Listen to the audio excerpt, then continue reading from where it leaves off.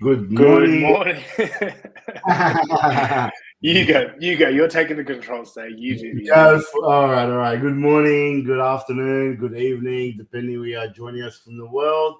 And welcome to another DC live stream brought to you today on Friday, the 25th of November, 2022. And I've got my amazing co-host who's here in Sydney today, actually. Matt. Welcome, Matt. Good to see you, brother. Thank you. Yeah, just flew all the way to Sydney for this live stream. uh, how's your week been, my man? Mate, it's been a very interesting week. I think people started getting, a bit bullish with the Bitcoin price, but I just think it's another lower, lower high, and we're going to continue some more sell action in the next week or so. Interesting to see. There's been a lot of action happening on Twitter and the news also. So, without any further ado, guys, let's jump into it. And let me bring up my screen. So, first up, we have the Sam Bankman-Fried still speaking at events, and the community is actually very, very furious about this. So, we spoke about the puff pieces that have been coming out. So, you guys know what's happened with FTX. All of the stuff that's been coming out with Sam Bankman-Fried, how it's been protected by a lot of lawmakers and a lot of higher ups. And he still hasn't been arrested, even though he's embezzled billions and billions of dollars of people's funds and stolen a lot of people's funds, been hacking the system. A lot of evidence that are out there against him, and still nothing that has gone. There's still been no action against him by lawmakers. And to make it even worse, he's still working. He's still going to be speaking at a New York Times event, and this has caused a lot of action in Twitter. First of all, by Andrew Ross-Sokin, he says a lot of folks have been asking if I will still be interviewing SBF and SBF at the New York Times deal book. The answer is yes. There's a lot of important questions to be asked and answered. Nothing is off limits, and SBF actually tweeted that he's speaking there. This then has caused a lot of outrage from crypto Twitter, and one of them coming from John E. Deaton saying, "Let me make this clear: if SBF isn't arrested and charged with fraud, wire fraud, theft, and possibly money laundering before, and instead gets to spew out his bullshit narrative over." Our system of justice has been compromised. At E. Warren, your claim to be for the little guy, where are you? Further than that, Leah Helperton, who's a journalist and also a Bitcoin advocate, she said the fact that he's going to speak on stage at a damn conference rather than in custody, being investigated for fraud and theft is incredible. He's an agent of the establishment. Is disgusting. On top of that, Ryan Sean Adams also went up saying Alexei Patsev is still sitting in jail without charges for writing open source privacy code. Meanwhile, SBF is doing this. So this goes back to the Tornado Cash incident that happened a few months ago, where Alexei, who's the writer of Tornado Cash, he's been charged. He's been sitting in jail without any charges. Even though he wrote an open source code, he's still being he's been in jail. While SBF, who's blatantly stole billions and billions of dollars, he's still walking around free. Peter McCormack, who said SBF will get a Nobel Prize at this rate. So, what's your opinion on this, Matty? I'd love to hear what you think of all this going on. Yeah, I think it's a bit of a slap in the face for investors, and it just shows how deep this rabbit hole is and how many connections he probably had in the government. So what I think is going to happen is I don't think he'll get jail time. I think they're going to try and just hide him away somewhere, because I think if he goes to jail, he's going to try and strike up a bit of a deal and maybe unravel a lot of the things that were going inside the government, because he's got obviously a lot of connections within the government. We covered that obviously in the FTX special. So I think it's going to be very interesting how it's dealt with. And I can understand investors and also just general public just being really pissed off with nothing being happened. So it is sad to see that, the Tornado Cash developer is just sitting there without any charges, and he's getting to walk around, completely free, and still spend the money that he probably stashed away in cash somewhere in the Bahamas. So it's pretty piss poor, to be honest. But look, at the end of the day, this is why I don't want to sound like we're anti-government, but we're definitely anti-centralization, here at Breakout Solutions. We think that it's important for everyone to start empowering themselves with becoming their own bank, first and foremost, when you get into crypto, making sure you have the, optimal security, you're taking your coins off exchanges, and you just don't trust, don't trust anyone or anything without them having been vetted, without them having the right certificates, doing your background checks. And look, it's very difficult because FTX was the second biggest exchange. So I'm assuming most people have this, had this amazing view on FTX being, really good. But now that the house of cards is crumbling, we're kind of seeing the true colors, and hopefully we're going to find out soon how deep the rabbit hole is. Yeah.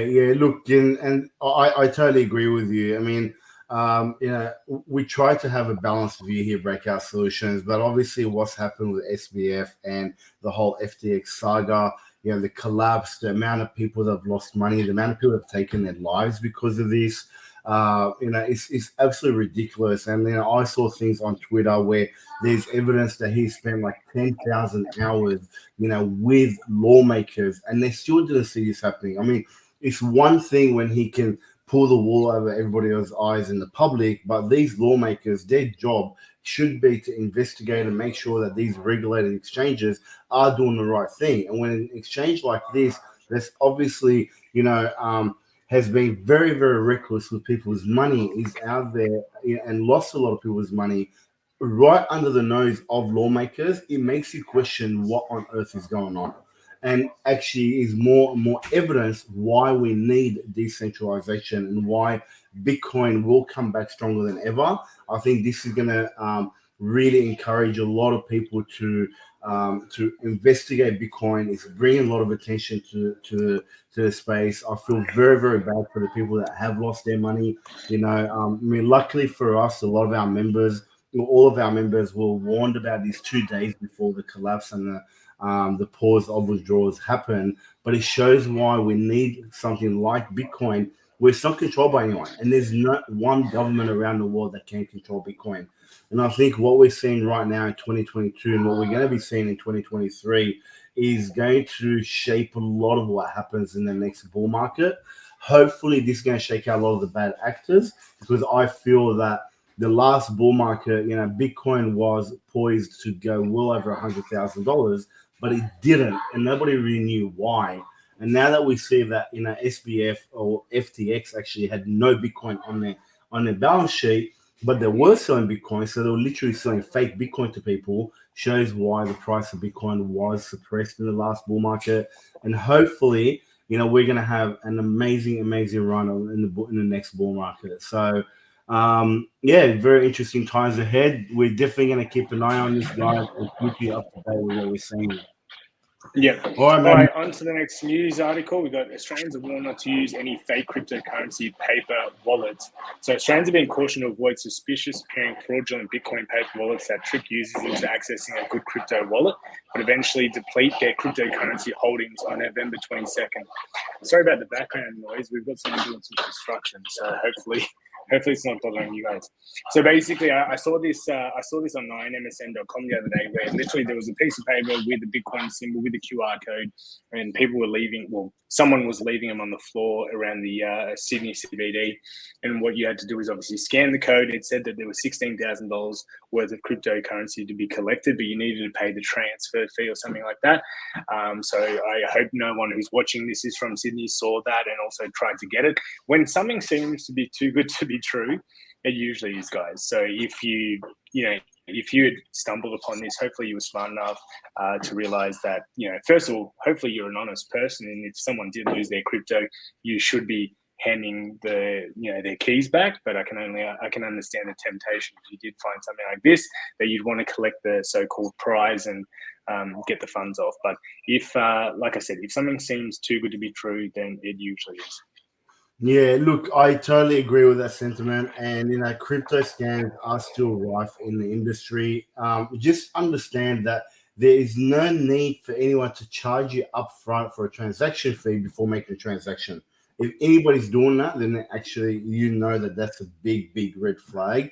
And unfortunately, Australians have been hit with over $242.5 million worth of losses in just crypto scams in 2022 right now, which really brings home and to me brings home the message as to why we need education and why people need to really understand the system before this. I've seen a lot of people getting scammed. I see a lot of scams come across my desk. For you guys who don't know about this or don't know about scams or want to find out more, make sure you do check out our decrypting crypto um, package, because we do have a sorry, let me just put the right link up for this. Where is the decrypting crypto link? Yeah, There it it's is. I got it. So just decryptingcrypto.com, guys. Check it out. And it's a free course, free content. It's on education, on cryptocurrencies and blockchain, but we also have some anti-hack stuff and also how to spot scams. So make sure you log on and check those out. Yeah, and also for those of you that really are interested in getting into crypto space, and this is really the best time to be doing it. When you join Decrypting Crypto, you actually come into our private community, and when you come into our private community, we post a lot of these scams, a lot of these warnings, any news that is of concern. We share that with our community ASAP, so our community can stay safe. So if you want to get into crypto, you don't know, I can tell you from my own experience. My first ever experience in crypto, I got scammed $8,000. So I know how much it hurts to get scammed, and I don't wish that on anybody. So join Decrypting Crypto. It's a free course. Get into our community, find out more, and what we're doing. We're always doing information. We've got the how to spot and avoid scams replay, which is available for that. We really want to help people be safe in this environment, because we know this is the way of the future. And the more good players, or good actors are out there like us who are educating the community, the less chance of people getting scammed. All right, moving on to the next one. So this one is crypto still very alive as wallet downloads reach over 1 million in 2022 and still growing. So there are websites that track how many wallet downloads happen across different devices and different operating systems. And what you can see in this particular graph here, in 2020 there was 32.95 million downloads. In 2021 there was 177.85 million downloads. Obviously that was during the bull market, a lot of people coming in, people FOMO in, and really, guys, it's not the time. It's a good time to get in if you're getting early in the bull market, but during the bull market you can make money, and generation wealth is made during the bear market. So we're still seeing in 2020, between January and October, 102.06 million digital wallets or crypto wallets have been downloaded. So the trend is still there. The people are still interested. The interest in this industry is still there. And this is one of the reasons why we're so bullish on the history of crypto long term. What have you got to say about this, Matty? You are on mute, my friend. Sorry, I was because the background noise equals increased demand equals increase in price. So good for everyone's bags. Love it. All right, let's go over to crypto Twitter and see what we've got going on over here. All right, so first up, Amazon has ordered. Got it? Go for it. Yeah, I got it. Amazon has ordered an 8-part limited series about the FTX collapse from Marvel directors Joe and Anthony Russo. It comes less than 24 hours after Apple reportedly won the rights to Michael Lewis's upcoming book on the topic. Now, this has happened many times before. I'm sure you've seen the movie about the Apple founder and CEO. There's 2 movies out on that, so there's probably going to be a bit of a competition on a new mini series about what happened with FTX. But look, it's just going to create. It's probably going to create a bit of FUD, the same way that the crypto King, I think it was, or the crypto hacker. There was another Netflix documentary about a guy who had an exchange who actually died overseas, and he actually did die overseas, but all the crypto funds were lost because he was the only one that had the private keys. So it's going to sort of maybe push people away from cryptocurrency, but like anything, we're still very early on. Over time, things will get better, security will get better, exchanges will get better, people will understand things better, so things will be all right. If you still don't have faith in cryptocurrency, don't ever put more than you are happy to risk, because yes, it is a risk on asset, and it's always better to be safe. Yeah, and look, I mean, it was gonna happen anyway. We said this on live stream that this is gonna make a quite an interesting Netflix docu-series, and we can see now a lot of these streaming companies looking at creating a video or documentary or a movie about this. I know I probably will want to watch it, but it is important, guys, to understand, like we said in the past, and we say over and over again, what happened with FTX is not a crypto problem. It is a human greed, a centralization problem. Whenever there is an organization that has full control, and he basically what FTX or SBF did was use FTX like a bank. He had very small amount of reserve. He used everybody's money, which is what banks do. If everybody goes and tries to pull their money out of the bank, would have the exact same thing happen to many banks here in Australia and around the world. So interesting to see how they're going to spin this, and I do hope that they do spin this in the right way, not make this guy to be some type of hero, because he's not. He's a criminal and he's a fraud, and he needs to see his day in justice. Yeah, and for anyone thinking, this is the reason why I'm not in crypto, I want you to think back to the 2008 GFC. That wasn't crypto, and do people still have the same connotation about hedge funds and those big banks? No, they don't. They swept that under the rug. So the same thing's going to happen with crypto. Unfortunately, this time there's a name to the FTX news, and that's Sam Bankman-Fried. But no one went to prison for the GFC drama. So look, at the end of the day, this is economy, and this is greed, human greed at its best. Yeah, and this is why we keep saying the financial system is rigged against the average person. Yeah. So when people like that can get away with this type of stuff, it is very, very disheartening for the average and the retail investor. All right.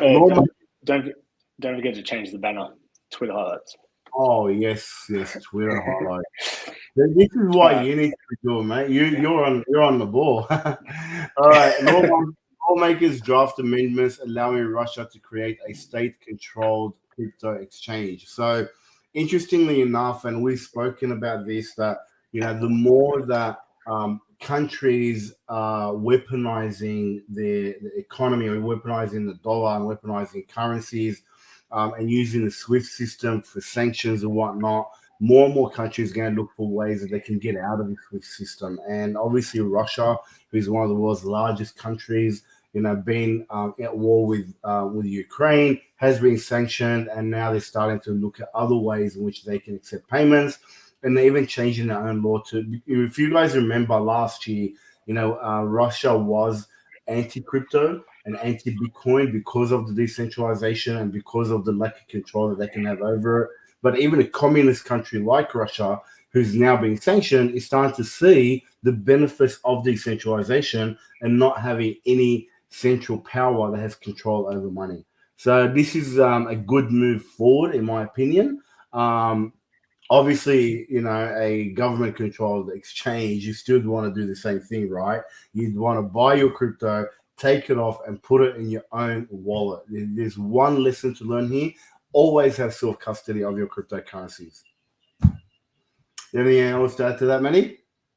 Yeah, they're probably starting the exchange with all the crypto that they loaded up on before they announced war on Ukraine, because I know that they were purchasing crypto very, very hard and fast. It doesn't surprise me that now they're going to use those assets to start up their own exchange. Yeah. Alrighty, on to the last one by Lard Davis. You see how the media are lying. Is lying about the running cover for FTX and Bankman-Fried. Now apply the logic to Wall Street, war, the economy, inflation, privacy, and all, and about everything that actually matters. The mainstream media is doing the exact same thing. Wake up. I mean, we just covered this. I don't really need to say anymore. We've covered in the last few articles about the FTX saga and how we think, the rabbit hole is deep, and for him to still be free, I think says a lot. Yeah, I agree, and this is exactly what I've been saying. That this is this looks like a big cover up by the media. He's obviously protected by some higher ups. The Twitter community, the crypto community is extremely outraged what's happening here, and I think this is going to go down in history as a real pivot or real turning point in the way that things go forward. So that's my opinion on that. All right. Do you want to cover the next one? I do. I will. Oh no, it's up to you. You do it. I'll do the EU blockchain. All right. Cool. So Nayib Bukele's government in El Salvador has confirmed that they are going to try and raise $1 billion and invest them into the Bitcoin City. So if you don't know what Bitcoin City is, a plan of Nayib Bukele, who's to create or build a city at the which is powered by Bitcoin. And the whole idea of this city is that there are no taxes. There's no capital gains tax. There's no income tax. It's basically going to be like a GST or a VAT, depending where you are in the world. But it's all going to be powered by Bitcoin, and he needs $1 billion to do this. So the way he's going to raise the money is by creating a Bitcoin bond, and that means that there need to be changes to the laws over there in El Salvador. And by doing that, people can then invest into these Bitcoin bonds the same way that the average person invests in government bonds, which are generally IOUs to fiat fake currency that's printed out of nowhere. But this is going to be backed by Bitcoin. So I think this is a very, very exciting move forward.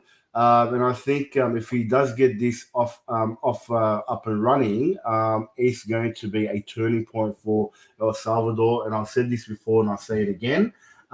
It will be, El Salvador is positioning itself to be a powerhouse in the financial world in the future, especially in the digital asset space.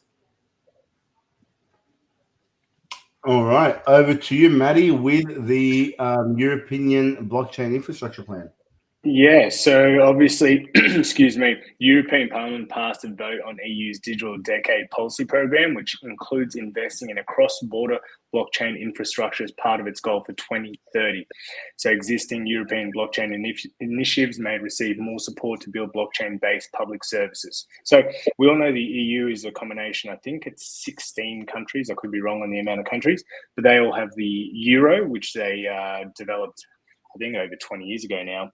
So they could, people could cross borders and not have to, exchange their local currency for the currency that they have or use when they're traveling, because everything's really close in Europe. So it doesn't surprise me that they're trying to, get a CBDC, but I guess maybe it's not going to be called a CBDC because it's a collective of European countries. But nonetheless, if the euro can become digitized, it's just going to make traveling a whole lot easier. You won't get slammed with those transfer fees. I remember every time I go to the airport and I swap over my Aussie dollars for any other currency, you just get slammed with like 5% fees. So this is a positive thing, and this is what I mean. There was one benefit to come out of the COVID lockdown is things are becoming a lot more digitized, and it can be a bad thing depending on where you spend most of your social time. But when we're talking about cross payments, I think it's going to make life a whole lot easier. That's it. All right. And lastly, but not least, the Bank of Japan trials digital yen with 3 megabytes. So at the fallout of the FTX, a lot of governments and a lot of governments have now ramped up their CBDC initiatives. We've seen that with both. This is obviously talking about Japan. They're trialing a CBDC trial with I think like 3 megabytes, a number of regional banks, and they're going to run a trial for about 2 years before they decide whether they are going to issue a CBDC.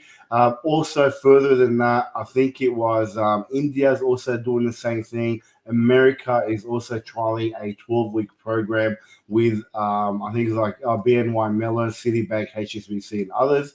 However, funnily enough, countries like Denmark have dropped out of the digital currency race. Among the reasons is they say that they list a lot of difficulties for the private sector and questionable value and benefits of the issue. So no central bank has yet decided to not issue any CBDC. If you guys don't know much about CBDC, make sure you check out our video that I did a few months ago around CBDC and why they're so dangerous and why they are a tool for slavery and why decentralization and Bitcoin is really there for freedom and for everyone to be able to have financial freedom and not be controlled by governments, because CBDCs that are controlled by governments means that they can program whatever they want in there. We've seen this in China, who's now leading the world with their CBDC trials. You know, they can program what you can spend your money on, where you can spend it, what time you can spend it. They can tax you. They got a social rating system. If your social rating goes down, you can get locked out of the system. You can get services not provided for you. This could be a real challenge for us if it comes, and I hope it doesn't. Yes, like the episode of Black Mirror that will likely occur, and it's a scary thought. But this is why there was a black market. There's a black market for everything. So I guess you can call Bitcoin the black market of CBDCs, where you can still transact peer-to-peer without without having to enter the CBDC format that most countries are probably going to start implementing over the next 5 to 10 years. I agree. All right, and lastly but not least, we're just going to bring up the Fear and Greed Index, as well as the top gainers and losers for over the past week. So we're just going to add that back onto the stream. Just waiting. Maybe remove the Twitter highlight banner. Yes. We call this market update. So over the past week, we can see that Link, Dash, GMX, and HT, a few other Litecoin. Litecoin has actually been going on a run, and I think one of the reasons why Litecoin has been going on a run is because Michael Saylor tweeted about it and said that that Litecoin is also a commodity and very similar to Bitcoin. So this has caused a lot of people to invest, or there's been a pump in Litecoin. But what we're seeing here, guys, is the market is still predominantly in the red. There's not much happening except a few different currencies that are that are pumping. But overall, it's still blood on the streets, guys, and I think we're going to be seeing that for a little while. Would you agree with that, Matty? Yeah, I think one more leg down, personally, that's what I'm looking at. Still that 13,000 to 14,000 area. And then I think we're going to have the exponential bull run commence just after April next year. And I'll probably cover that in Monday's Monday's Bitcoin analysis. So if you want to know my predictions for the next bull run, come to Monday's technical analysis video. Cool. That is it from us. Don't forget, guys, we have an event. We have an event on December 11th on how to generate passive income using digital assets. We're going to be revealing 7 methods of creating passive income utilizing cryptocurrencies and blockchains. And make sure you do attend, because during this bear market over the last 12 months, unless you are a trader shorting the market, you probably haven't been making any money. But us at Breakout Solutions and our clients, we've been making passive income each and every single day for the last 12 months, even whilst the market is bleeding. So if you want to learn how we did it, come to the December 11th event. The URL for the sign up is below, breakoutnow.co/income-event. Register for the event. And on the thank you page, you can actually jump on a discovery call with myself. So if you want to have a talk about my bald head before the December 11 event, you can book in to see me and have a bit of a chat. Tell me about your crypto journey, and maybe if there's something I can help you with. We love to meet new people, so don't be afraid to take on that offer. Yeah, guys, we'd love to see you at that event. It's in about 2 weeks from now, so make sure you sign up for it. we are going to be sharing a lot of great information. So we'd love to see you there. And until next week, have an amazing, amazing weekend and be safe out there. Peace out. Bye, guys.